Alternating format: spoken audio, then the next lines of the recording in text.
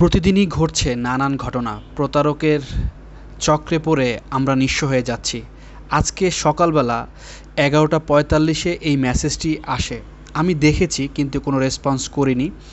কিছুক্ষণ পরে 15-20 মিনিট পরে প্রতারক আমাকে ফোন দেয়। যাই হোক, সেই বিষয়ে কথা বলবো। আপনারা দেখেন মেসেজটা দিছে একটা নাম্বার থেকে, এবং আপনার টাকা আসলে তো নগদ থেকে মেসেজটা আসবে, উপরে দেখেন নাম্বার থেকে আসছে, এবং এখানে ক্লিক নাও বলছে একটা নগদ ফিশিং লিঙ্ক দিয়ে দিছে ওরা। এই লিঙ্কে ক্লিক করলেই, কিংবা এই সেন্ড নাম্বারে যে সবুজ, এটা ক্লিক করলেই আপনার সব কিছু কোলন হয়ে যাবে। এইটার অ্যাগনেস্টে ফিশিং লিঙ্ক মানে হ্যাকিং লিঙ্ক দেয়া থাকে।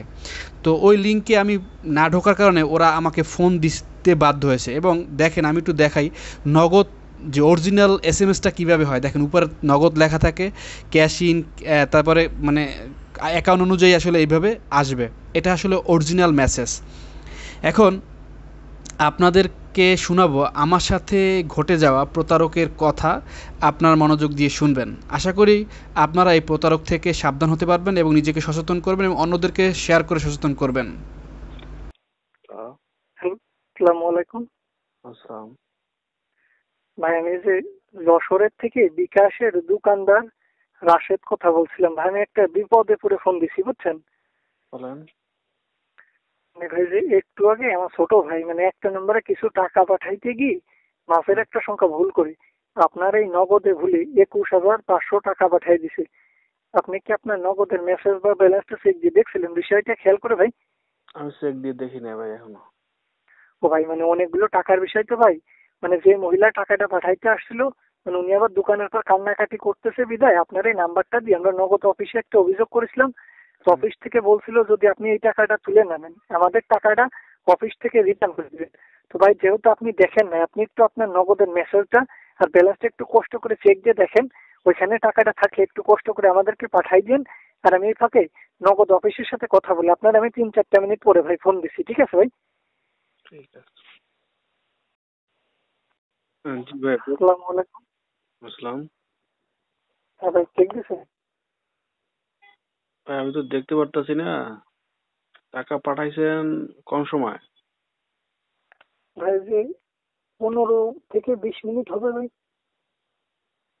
আচ্ছা, এখন কি মানে করব? আপনি কি মেসেজ ব্যালেন্সটা চেক দিয়ে দেখছেন? আমি মাত্র অফিসের সাথে কথা বললাম, বুঝছেন ভাই? হুম হুম, কি বললো office?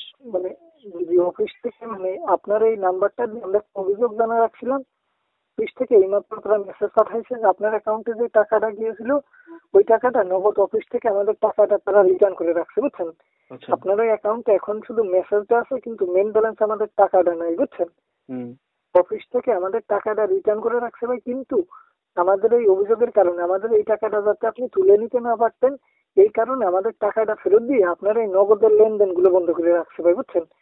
Cash out, cash in, send money, payment. মানে এই মুহূর্তে আপনার এই নগদের থেকে আপনি শুধু মোবাইল রিচার্জ করতে পারবেন আর ব্যালেন্সটা চেক দিতে পারবেন।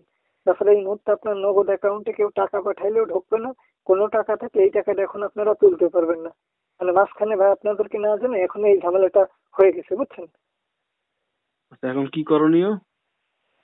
তো ভাই করণীয় আমি তাদেরকে বলছিলাম যে স্যার আমি তাদের সাথে কথা বলছিলাম, তারা টাকাটা রিটার্ন করতে চেয়েছিল। তো যেহেতু আপনারা এখান থেকে রিটার্ন করে রাখছেন অভিযোগের ক্ষেত্রে, যেহেতু তাদের ওই এই অ্যাকাউন্টে হয়তো লেনদেন হইতে পারে কিংবা টাকা পয়সা থাকতে পারে, তা তাদের এইগুলো আপনারা চালু করে দিন।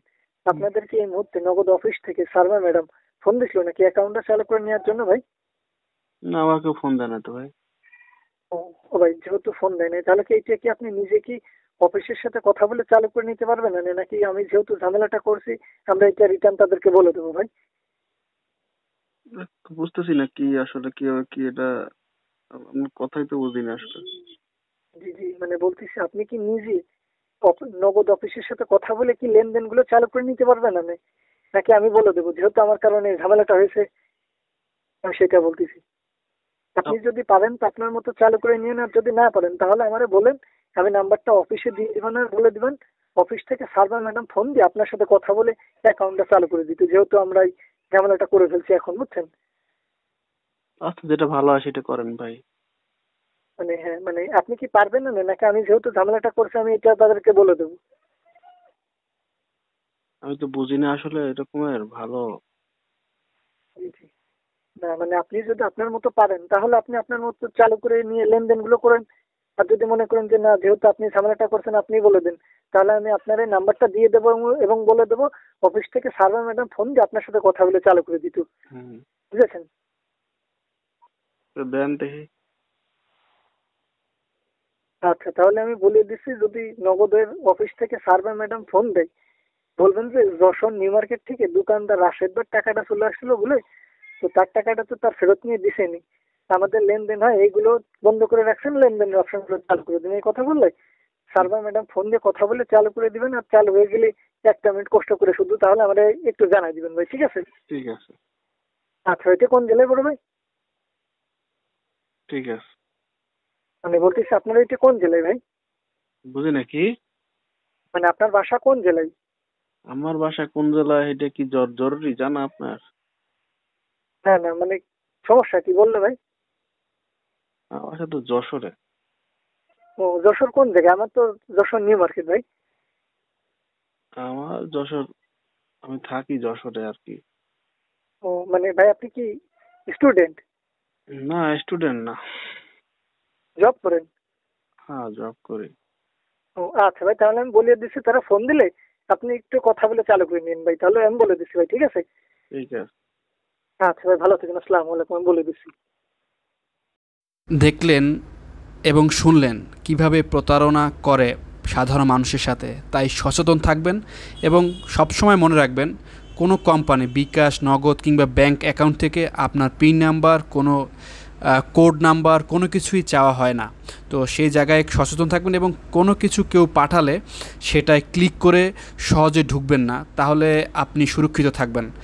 আমার সাথে ঘটে যাওয়া ঘটনাটি ভিডিওর মাধ্যমে আপনাদেরকে দেখানোর চেষ্টা করেছি, যাতে করে আপনারা সচেতন হন, আপনিও সচেতন হন এবং আপনার পাড়া প্রতিবেশী যারা আছে তাদেরকে সচেতন করুন এবং ভিডিওটি বেশি বেশি শেয়ার করে দিন। ভালো থাকুন, সুস্থ থাকুন, নিরাপদ থাকুন। আল্লাহ হাফেজ।